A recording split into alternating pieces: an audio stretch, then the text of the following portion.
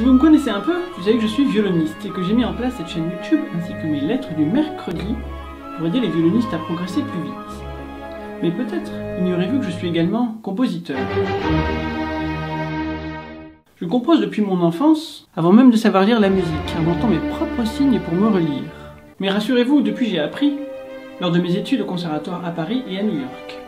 La composition a toujours été pour moi une façon d'exprimer des choses que je ne pouvais pas exprimer avec des mots. Créer des histoires, des ambiances, des couleurs, tout un univers. Sous différents formats, sonates, symphonies, quatuors, certaines de ces compositions m'ont pris des mois à composer. La trilogie sur le thème des insectes pour quatuor à cordes m'a pris 1 an à composer. Et j'ai mis presque 6 mois à composer ma symphonie sur le thème de la mer, que j'espère enregistrer bientôt, dès que j'aurai trouvé l'orchestre. Dans cette vidéo, je vais vous jouer ma dernière composition pour violon solo, ce qui est pratique, car dans ce cas-là, je n'ai pas besoin de recruter d'autres musiciens. Cette composition que je considère comme une sorte de bise pour après un concert est très courte, tout juste 1 minute 30. Comme d'habitude, le plus long n'a pas été l'écriture qui ne m'a pris que quelques jours, mais les ajustements avec la multitude de détails à rectifier. Pour toujours répondre à cette même question, qu'est-ce que je peux retirer de superflu pour ne garder que l'essentiel? Car le véritable travail de tout créateur est de retirer l'inutile pour ne garder que l'indispensable. Et c'est de loin ce qu'il y a de plus long et de plus difficile à faire. J'ai intitulé cette composition « La vie perpétuelle », car c'est comme un mouvement perpétuel avec une mélodie qui se répète et se transforme, et la thématique est assez spirituelle. Cette composition se divise en 3 parties. La première intitulée « La recherche d'un idéal »,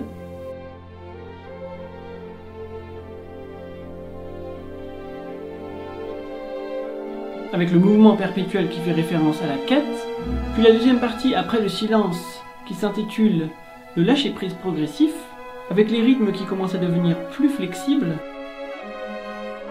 et enfin la troisième partie, sans coupure, mais je pense que la transition est assez claire, qui s'intitule « Vers la pleine conscience », lorsqu'on a lâché prise. Voilà, vous avez les clés en main, bonne écoute.